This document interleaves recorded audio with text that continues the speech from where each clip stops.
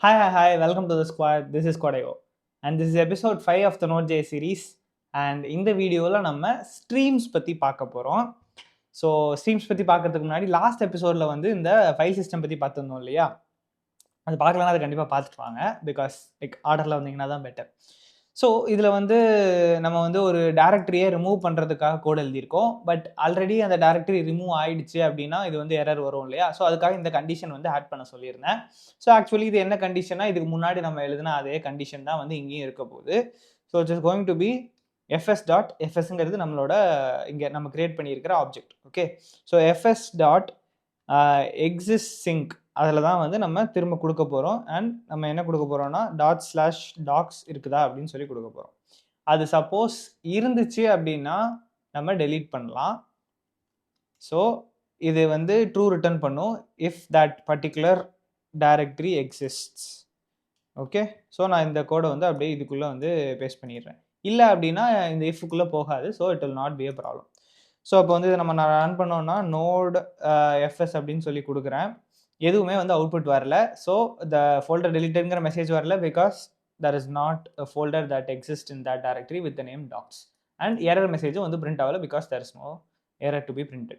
And இதுவுமே வந்து exist வச்சு தான் பண்ணியிருக்கோம். அதனால் வேறு எந்த இதுக்குமே வந்து ரன் ஆகி வேறு எந்த அவுட்புட்டும் வரல. Okay, so this is what I wanted you to right. I hope நீங்கள் எல்லாரும் இதை கரெக்டாக புரிஞ்சு வச்சுருக்கீங்க அப்படின்னு சொல்லிட்டு நம்புகிறேன். இப்போ வந்து நம்ம பஃபர்ஸ்குள்ளே போகலாம். ஓகே, ஸோ ஃபர்ஸ்ட் வந்து பஃபர்ஸ்ன்னு சொல்கிறதோட ஸ்ட்ரீம்ஸ்ன்னு சொல்கிறது பெட்டர். ஸோ நான் புது ஃபைல் ஒன்று கிரியேட் பண்ணிக்கிறேன். streams.js அப்படின்னு சொல்லி கிரியேட் பண்ணிக்கிறேன். Okay, streams.js.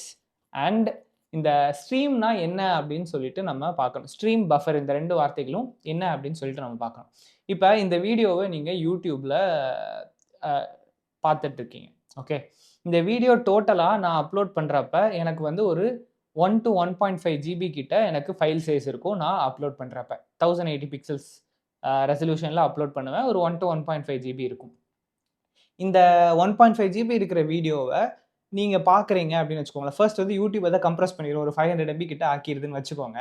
இதை வந்து நீங்கள் உங்கள் ஃபோனில் பார்க்குறீங்க அப்படின்னா இந்த 500 MBயும் உங்கள் ஃபோனுக்கு டவுன்லோட் ஆனதுக்கப்புறம் தான் ப்ளே ஆகும் அப்படிங்கிற மாதிரியான ஒரு சூழ்நிலை இருந்துச்சுன்னா அந்த 500 MB ஃபைல் டவுன்லோட் ஆகிற வரைக்கும் நீங்கள் வெயிட் பண்ணிக்கிட்டே இருப்பீங்க. ஓகே, ஸோ அது வந்து ஒரு இன்கன்வீனியண்ட்டாக இருக்கும். பட் அதுக்கு பதிலாக யூடியூப் என்ன பண்ணுவாங்க அப்படின்னா பஃபர் ஒன்று கிரியேட் பண்ணுவாங்க. ஸோ பஃபர் அப்படின்னா ஒரு ஸ்மால் சங்க். ஓகேவா, இந்த 500 MB வீடியோவில் ஒரு ஃபஸ்ட்டு 5 MBயை மட்டும் ஒரு சங்க் ஆஃப் டேட்டாவாக எடுத்து அந்த 5 MBயை உங்கள் ஃபோனுக்கு அனுப்பி விடுவாங்க. அந்த 5 MBயை உங்கள் ஃபோன் ப்ளே பண்ண ஆரம்பிச்சிடும். இந்த 5 MBயில் இருக்கிற வீடியோ ப்ளே ஆகி முடியறதுக்குள்ள செகண்ட் 5 MBயை அனுப்பி விடுவாங்க. ஸோ இந்த மாதிரி ஒரு பெரிய ஃபைலை குட்டி குட்டியாக சங்க்ஸாக குட்டி குட்டியாக போட்டு உங்களுக்கு அனுப்பி விடுறது இல்லையா? ஸோ இதை தான் வந்து நம்ம ஸ்ட்ரீமிங் அப்படின்னு சொல்கிறோம். ஒரு ஸ்ட்ரீம் அப்படின்னா நம்ம இந்த தமிழில் சொல்ல போனால் ஓடை அப்படின்னு சொல்லுவாங்க. ஒரு ஒரு வாட்டர் வந்து ஒரு பிளேஸ்லேருந்து இன்னொரு பிளேஸ்க்கு வந்து ஒரு ஸ்ட்ரீம் மாதிரி போகுது அப்படின்னு கூட சொல்லுவாங்க இல்லையா?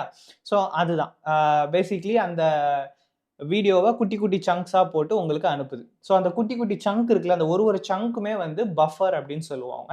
அதனால தான் வந்து நீங்கள் பழைய காலத்தில் யூடியூப் பார்த்துருந்தீங்க அப்படின்னா லோட் ஆகுறப்ப பஃபரிங் அப்படின்னு வந்து சொல்லும். நிறைய வெப்சைட்ஸில் வந்து இந்த மாதிரி பஃபரிங் அப்படிங்கிற வார்த்தை கூட யூஸ் பண்ணியிருப்பாங்க. ஸோ ஒரு குட்டி சங்க் கிரியேட் பண்ணி அதை உங்களுக்கு அனுப்பி விடுறது தான் வந்து இந்த பஃபரிங் அப்படின்னு சொல்லுவாங்க. ஓகே, ஸோ இதை எதுக்காக இவ்வளோ இதை நான் சொல்கிறேன் அப்படின்னா, இப்போ நம்ம போன தடவை இந்த ஃபைல் சிஸ்டம் பார்க்குறப்ப நம்ம வச்சிருந்த ஃபைலோட சைஸ் வந்து ரொம்ப குட்டியாக இருந்துச்சு. ஸோ அது வந்து இப்போ ஒரு அசின்க்ரனஸ் ஃபங்க்ஷன் வச்சு நம்ம ரீட் பண்ணுறோம் அப்படின்னா நமக்கு பிரச்சனை இல்லை, அது டக்குன்னு ரீட் பண்ணி முடிச்சிடும். பட் இதே இது நான் ரீட் பண்ணுற ஃபைல் ரொம்ப மேசிவான ஒரு ஃபைலாக இருந்துச்சு அப்படின்னா அதை ரீட் பண்ணுறதுக்கு ரொம்ப டைம் ஆகும். ஸோ மொத்தமாக ரீட் ஆகி முடிக்கிற வரைக்கும் நம்ம வெயிட் பண்ணுற மாதிரி இருக்கும். அதுக்கு பதிலாக கொஞ்சம் கொஞ்சமாக ரீட் பண்ணால் பெட்டர் இல்லையா?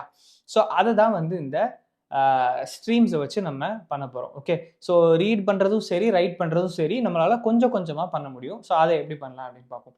ஸோ நான் என்ன பண்ணுறேன், ஃபர்ஸ்ட் வந்து இதில் ஒரு ஃபோல்டரே வந்து கிரியேட் பண்ணுறேன், டாக்ஸ் அப்படின்னு சொல்லிட்டு. போன தடவை இருக்கிறது அப்படியே இருக்க விட்டுருக்கலாம், பட் ஃபைன். இப்போ நான் வந்து ஹியூஜ் ஃபைல் .txt அப்படிங்கிற பேரில் ஒரு டெக்ஸ்ட் ஃபைல் கிரியேட் பண்ணுறேன். சரியா, இதில் வந்து லோரம் வேலை செய்யாதோ?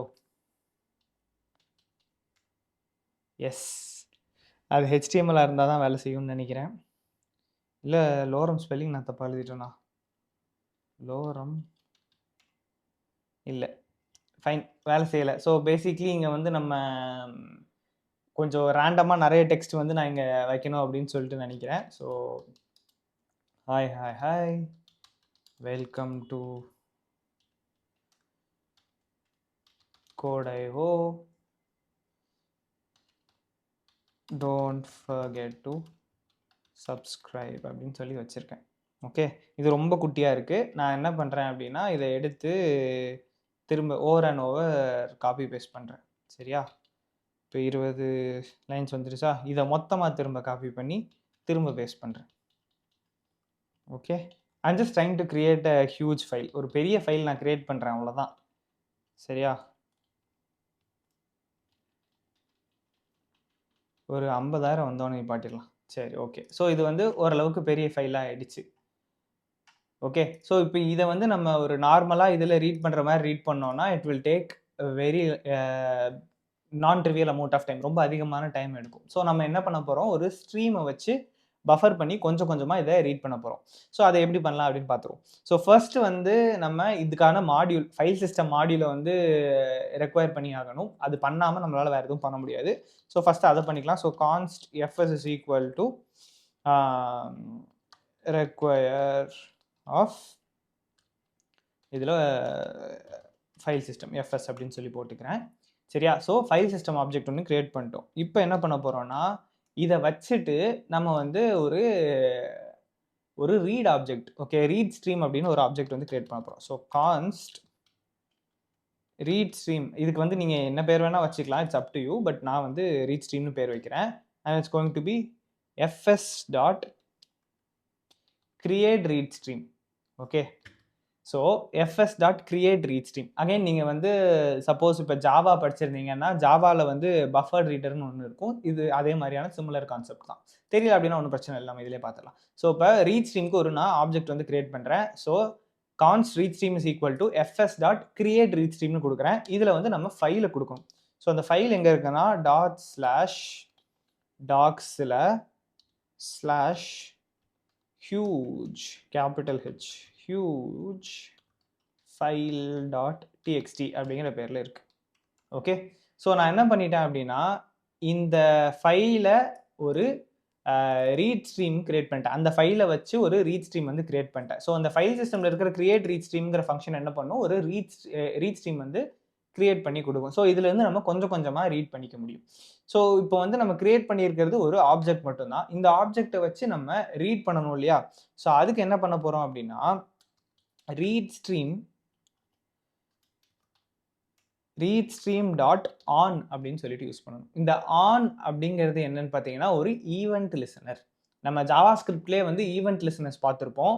அதாவது ஆன் கிளிக் அந்த மாதிரியான விஷயங்கள்லாம் பார்த்துருப்போம் இல்லையா? ஒரு பட்டன் கிளிக் பண்ணால் என்ன பண்ணணும், அல்லது ஒரு கிளிக் அண்ட் ட்ராக் அந்த மாதிரியான என்ன ஈவெண்ட்லாம் நடக்குதுங்கிற மாதிரியான ஈவெண்ட் லிசனர்ஸ் இருக்குல்ல, அதே மாதிரி இங்கே ரீட் பண்ணுறதுக்கு ஒரு ஈவெண்ட் லிசனர். ஸோ அது வந்து இதை யூஸ் பண்ணி தான் வந்து நம்ம ரீட் பண்ண போகிறோம் அந்த இதிலேருந்து. ஓகே, ஸோ அது ஆனில் என்ன கொடுக்க போகிறோம்னா, ஃபஸ்ட்டு வந்து என்ன டைப் ஆஃப் இதுலேருந்து நம்ம ரீட் பண்ண போகிறோம்னு சொல்கிறோம். அதுவே இங்கே நிறைய ஆப்ஷன் இருக்குது பாருங்கள், ஓப்பன், பாஸ், ரீடபிள், ரெடி எல்லாம். நம்ம வந்து பேசிக்லி இதை வந்து இந்த ஈவெண்ட் லிசனருக்கு நம்ம டேட்டாவை லிசன் பண்ணு அப்படின்னு சொல்ல போகிறோம். இந்த ரீட் ஸ்ட்ரீம்லேருந்து வர்ற டேட்டாவை நீ லிசன் பண்ணு அப்படின்னு சொல்கிறோம். So that is going to be your first argument. Second argument வந்து ஒரு கால் பேக்காக வச்சுக்கலாம். ஓகே, இந்த கால் பேக்கில் இங்கே பார்த்தீங்கன்னா அதுவே வந்து நம்மளுக்கு அதோட அந்த பர்டிகுலர் ஃபங்க்ஷனோட சிக்னேச்சர் வந்து நம்மளுக்கு கொடுக்குது. இங்கே பார்த்தீங்கன்னா சங்க் வந்து is going to be buffer or சிங் டைப் அப்படிங்கிற மாதிரி கொடுக்குது. ஓகே, ஸோ நான் வந்து இது ஒரு ஆர்குமெண்ட்டாக வாங்கணும் இல்லையா? பிகாஸ் இந்த ஈவெண்ட் லிசனர் வந்து நம்மளுக்கு அந்த டேட்டாவை லிசன் பண்ணி நம்மளுக்கு கொடுக்க போகுது. ஸோ நான் அந்த இடத்துல வந்து அதை சங்க் அப்படின்னு பேர் வச்சுக்கிறேன். ஆர் பஃபர்னு கூட நீங்கள் பேர் வச்சுக்கலாம். It's up to you. Buffer அப்படின்னு கூட பேர் வச்சுக்கலாம். அண்ட் வாங்கிட்டு ஒரு கால்பேக் ஃபங்க்ஷன் நம்ம இங்கே வைக்கிறோம், ஒரு அனானிமஸ் ஃபங்க்ஷன். ஸோ இந்த ஈவெண்ட் லிசனர் வந்து டேட்டாவை லிசன் பண்ணுது. லிசன் பண்ணி அந்த டேட்டாவை இந்த அனானிமஸ் ஃபங்க்ஷனுக்கு சென்ட் பண்ண போகுது. அந்த அனானிமஸ் ஃபங்க்ஷனில் அந்த டேட்டாவை வச்சு நம்ம என்ன பண்ணலாம் அப்படின்னு சொல்லிட்டு பார்ப்போம்.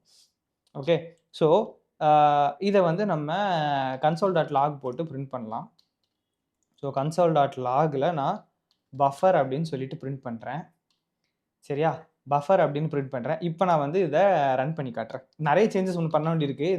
இது வந்து இன்னும் முடியல. But let's first run this. Okay. So இப்போ நான் வந்து நோட் ஸ்ட்ரீம்ஸ் அப்படின்னு சொல்லி அடித்த உடனே எனக்கு அவுட்புட்டை பாருங்கள் எப்படி வந்திருக்குன்னு. இந்த மாதிரி வரிசையாக அந்த பஃபர் அப்படின்னு சொல்லிட்டு இத்தனை பைட்ஸ்னு வந்திருக்கு. ஓகே. ஸோ ஆல்ரெடி நம்ம வந்து ஃபைல் ரீட் பண்ணுறப்ப இந்த மாதிரி வந்துருந்துச்சுன்னு பார்த்தோம். இந்த மாதிரி வந்ததுக்கு நம்ம என்ன பண்ணோம் அப்படின்னா இதை வந்து ஸ்ட்ரிங் யூஸ் பண்ணி ஸ்ட்ரிங்காக கன்வெர்ட் பண்ணோம். ஓகே. அப்படி கன்வெர்ட் பண்ணுறப்ப நம்மளுக்கு நார்மல் டெக்ஸ்ட்டில் வந்துச்சு. ஓகே. இது மொத்தமாக இங்கே பிரிண்ட் ஆச்சு பாருங்கள். Don't forget to subscribe. Hi welcome to கோடைவோ. ஸோ அது மொத்தமாக இங்கே நம்மளுக்கு பிரிண்ட் ஆகுது. ஸோ இந்த மாதிரி நம்ம வந்து ரீட் ஸ்ட்ரீம் யூஸ் பண்ணி இது பண்ணுறோம். பட் உங்களுக்கு இது வந்து சங்காக தான் வருதா, பஃபராக தான் வருதா அப்படிங்கிறது உங்களுக்கு தெரியணும் இல்லையா? ஸோ நான் அதுக்காக என்ன பண்ணுறேன்னா இந்த இடத்துல இன்னொரு console.log வந்து ஆட் பண்ணுறேன். ஓகே. இதில் வந்து நியூ பஃபர் அப்படின்னு சொல்லி கொடுக்குறேன். ஸோ உங்களுக்கு எப்போல்லாம் இந்த நியூ பஃபர் அப்படிங்கிற வார்த்தை வருதோ அப்போ உங்களுக்கு தெரியும் இது வந்து அடுத்த பஃபர்ல இருந்து வருது அப்படின்னு சொல்லிட்டு. Okay. there should be a new buffer somewhere. எங்க இருக்கு? நான் வேணா இதுக்கு முன்னாடியும் பின்னாடியும் ஒரு /n போட்டுக்கிறேன். /n உங்களுக்கு என்னன்னு தெரியும் நினைக்கிறேன். நியூ லைன் கேரக்டர் ஈஸியா இருக்கும் கண்டுபிடிக்கிறதுக்கு. நியூ பஃபர் அவ்வளவுதான், வேற ஒன்றும் இல்லை. where is the new buffer? இருக்கணும். அப்படி இல்லைன்னா நம்ம ஃபைல் வந்து அதோட குட்டியாக இருக்குது அப்படின்னு சொல்லி அர்த்தம். பட் இதுக்கான வாய்ப்பு இல்லை, ரொம்ப பெருசாக தான் வச்சுருக்கோம். இருந்தாலும் ஸ்க்ரோல் செய்து கொண்டிருக்கிறேன். சீக்கிரம் வாடா. சரி, நம்ம இந்த ஃபைலை கூட கொஞ்சம் பெருசாக்கி பார்ப்போம். இது மேபி பத்தலையோ என்னவோ. இதுவே பத்தலையா? ஓகே ஓகே திரும்ப ரன் பண்ணி பார்க்குறேன். ஆனால் இந்த டெர்மினலே ஒரு பாயிண்ட்டுக்கு மேலே இதாக மாட்டேங்குதுன்னு நினைக்கிறேன்.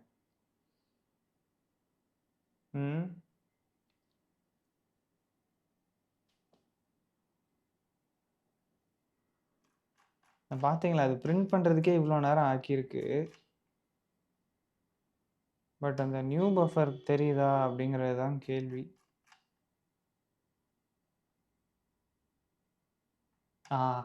ஃபைனலி ஒரு நியூ பஃபரை காட்டிட்டேன். இது எவிடன்ஸை காட்டணும்ல, எவிடன்ஸ் காட்டலாம் எப்படி நீங்கள் நம்புவீங்க? அதுக்காக தான். ஸோ இங்கே நியூ பஃபர்னு இருக்குது இல்லையா? இது ஒரு பர்டிகுலர் பஃபரே வந்து ப்ரிட்டி பிக் பிகாஸ் நம்ம இங்கே டீல் பண்ணுறது டெக்ஸ்ட் ஃபைலில். அதனால் உங்களுக்கு இது அவ்வளோவா பெருசாக தெரியாது. பட் வேறு எந்த ஃபைலாக இருந்தாலுமே வந்து it's going to be the similar case இல்லையா? ஸோ அதுக்காக தான் இந்த இடத்துல நியூ பஃபர் இருக்குது பார்த்தீங்களா?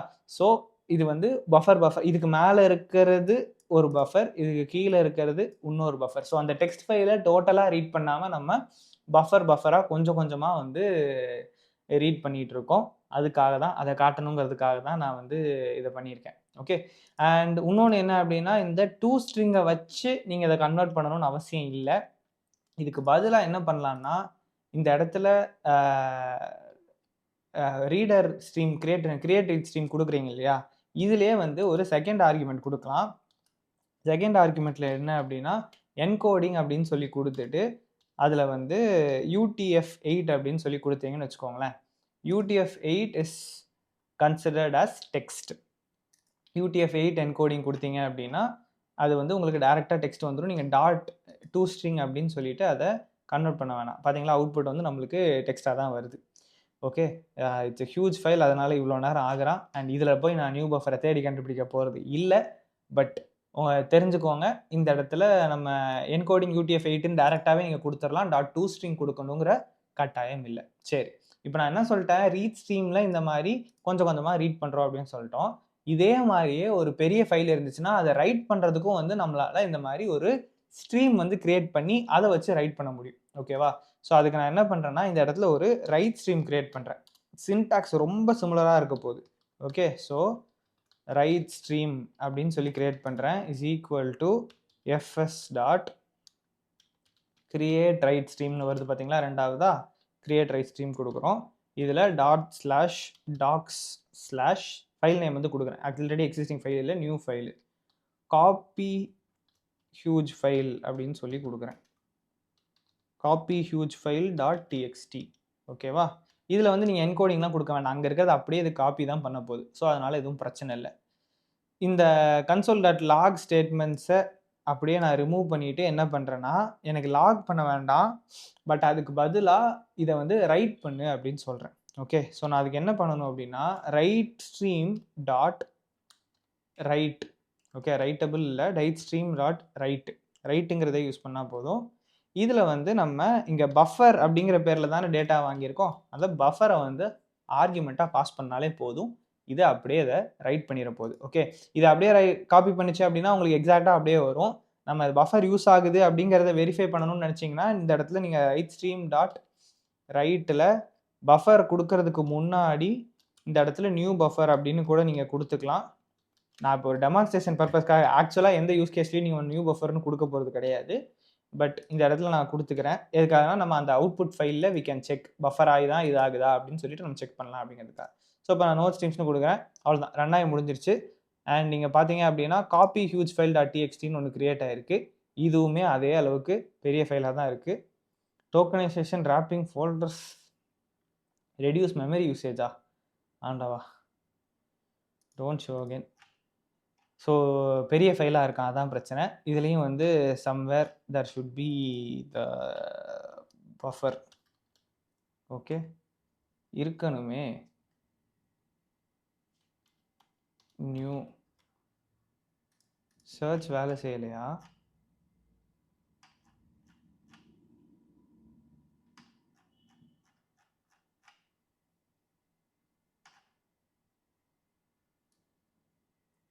ரொம்ப ஹியூஜ் ஃபைலா இருக்கிறதுனால இது வந்து இண்டெக்ஸ் பண்றதுக்கு எல்லாமே வந்து கஷ்டம் தான் படும். ஓகே. எனக்கு தெரிஞ்சு சர்ச்ல தான் நான் வந்து கேப்பிட்டல் என்க்கு பதிலா லோவர் கேஸ் என் போட்டேன். இந்த இடத்துல இது ஆன் ஆயிருக்கு. எக்ஸாக்ட்டா சர்ச் பண்றது மேட்ச் கேஸ் ஆன் ஆயிருக்கு. அதனால தான் பிரச்சனை. அத எடுத்து விட்டுருந்தேன் அப்படின்னா எனக்கு நார்மல் இதுக்கே வந்திருக்கும். But fine. 531 நியூ பஃபர் இருக்குது. ஓகே. ஸோ 531 பஃபர எடுத்து தான் வந்து இந்த ஃபைல் இது ரைட் பண்ணியிருக்கு. So buffer is perfectly working. அதாவது இது நம்ம ஸ்ட்ரீம் வச்சு கரெக்ட்டா தான் வந்து நம்ம ரைட் பண்றோம். Okay. So this is one thing. And இதுல வந்து இன்னும் ஒரு விஷயம் நீங்க வந்து எக்ஸ்ட்ராவா பார்க்கணும். என்ன அப்படின்னா, இப்ப இந்த ரீட் ஸ்ட்ரீம், ரைட் ஸ்ட்ரீம்லாம் ஓகே. இதெல்லாம் நம்ம யூஸ் பண்ண தான் செய்வோம். பட் ஒரு ஃபைல ரீட் பண்ணி இன்னொரு ஃபைல்ல எழுதுறது மட்டுமே தான் நம்ம வேல. அப்படின்னு ஃபிக்ஸ் ஆயிடுச்சு அப்படின்னா, அதுக்கு நீங்க இந்த மாரி கோட் எழுத வேண்டாம். இதுக்கு பதிலா there is a simpler way to do this. அது என்ன அப்படின்னா, read stream dot pipe of write stream. இப்படி மட்டும் போட்டாலே போதும். இந்த மாரி அதிலிருந்து ரீட் பண்ணி ரைட் ஸ்ட்ரீம் டாட் ரைட் அப்படின்லாம் போடணுங்கிற அவசியமே இல்ல. இப்ப நான் வந்து இந்த காப்பி ஹியூஜ் ஃபைல டெலீட் பண்ணிடுறேன். டெலீட் பண்ணிட்டு திரும்ப இந்த கோட ரன் பண்ணி காட்டுறேன். ஓகே. முடிஞ்சிருச்சு. இப்ப இதே மாரி ஃபைல் வந்து திரும்ப கிரியேட் ஆயிடுச்சு பாருங்க. அதுலயும் அதே மாரி இது இருக்கு. ஓகே. மேட்ச் கேஸ் இல்ல. இப்ப நான் வந்து நியூன்னு குடுக்குறேன். ஏன்டா வரல? ஓகே. நியூன்னு குடுத்தா இப்ப வராது. பிகாஸ் நம்ம வந்து இந்த இடத்துல நியூ பஃபர்ங்கிறத நம்மளா மேனுவலா ரைட் பண்ணோம். That is not gonna happen here. இந்த இடத்துல பைப்ல அந்த ஃபைல்ல இருக்கிறது எல்லாமே வந்து இங்க அப்படியே காப்பி ஆயிடுச்சு. ஸோ அதனால we have the same content here. But அதுல வந்து இந்த மாரி ரீட் ஸ்ட்ரீம் டாட் ஆன் அந்த மாரியான விஷயங்கள்லாம் குடுக்க வேண்டாம். பேசிக்கலி பைப்புன்னு இங்க எதுக்காக சொல்றாங்கன்னா, அங்கருந்து வாங்குறத அப்படியே ஒரு பைப் வழியா வச்சு இங்க அனுப்புறோம். அவ்வளோதான். ரீட் ஸ்ட்ரீம்ல இருந்து வர்றது. ஸ்ட்ரீம் தானே. ஸ்ட்ரீம்ங்கிறது நம்ம யூசுவலா வாட்டர்ங்கிறது ஒரு ஸ்ட்ரீம் மாரி சொல்லுவோம் இல்லையா? ஸோ ரீட் ஸ்ட்ரீம்ல இருந்து வர்றத ஒரு பைப் வழியா ரைட் ஸ்ட்ரீம்க்கு அப்படியே அனுப்பிடுறோம். நம்ம வேற எதுவும் பண்ணல. ஸோ இங்கேருந்து அங்க அனுப்பணுங்கிறது தான் உங்களுக்கு தேவை அப்படின்னா, இந்த பைப் கூட நீங்க யூஸ் பண்ணிக்கலாம். பைப் ஆக்சுவலி நெறைய இடங்கள்ல நம்ம யூஸ் பண்ணுவோம். பட் இதுக்குமே வந்து நம்ம இத யூஸ் பண்ணிக்கலாம். ஓகே. ஸோ இதுதான் வந்து ஸ்ட்ரீம்ஸ் அண்ட் பஃபர்ஸ். உங்களுக்கு இது புரிஞ்சிருக்கும் அப்படின்னு சொல்லிட்டு நெனைக்கிறேன். இதுவுமே வந்து Node.js ஆல குடுக்கப்பட்ட ஒரு விஷயம் தான். This is not like specific to JavaScript. Node.jsல உங்களால இது பண்ண முடியும். ஸோ பெரிய ஃபைல்ஸா இருக்கிறப்ப இப்படி தான் பண்ணுவோம் நம்ம. நார்மலா இருக்கிற ஃபைல் சிஸ்டம்ல இருக்கிற ரீடோ, ரைட்டோ வந்து நம்ம யூஸ் பண்ண மாட்டோம். இந்த மாரி ஸ்ட்ரீம்ஸ் யூஸ் பண்ணி பண்ணுவோம். அகைன் நீங்க ஒரு லைக் ஒரு ப்ராப்பரான ஒரு ஏபிஐ பண்றீங்க, அல்லது ஏதோ ஒரு ஸ்ட்ரீமிங் பண்றீங்கன்னா, you will probably be using these things as well. Okay. So உங்களுக்கு இது புரிஞ்சிருக்கும் அப்படின்னு நெனைக்கிறேன். ஏதாச்சும் டவுட்ஸ் இருந்துச்சுன்னா கீழ கமெண்ட் பண்ணுங்க. எவ்வளோ சீக்கிரம் முடியுமோ அவ்வளோ சீக்கிரம் ஆன்சர் பண்றேன். And the code word for this video is keyboard. Okay. கீபோர்டோட இமோஜி கீழ கமெண்ட் பண்ணுங்க. அடுத்த வீடியோல பார்க்கலாம். ஓகே. அடுத்த வீடியோல will get into creating an actual API. ஒரு API எப்படி ஆக்சுவலா கிரியேட் பண்ணலாம் அப்படிங்கிறத நம்ம அடுத்த வீடியோல பார்ப்போம். பேசிக்ஸ்லாம் ஆல்மோஸ்ட் வந்து ஓவர். ஓகே. அடுத்த வீடியோல பார்க்கலாம். டாடா.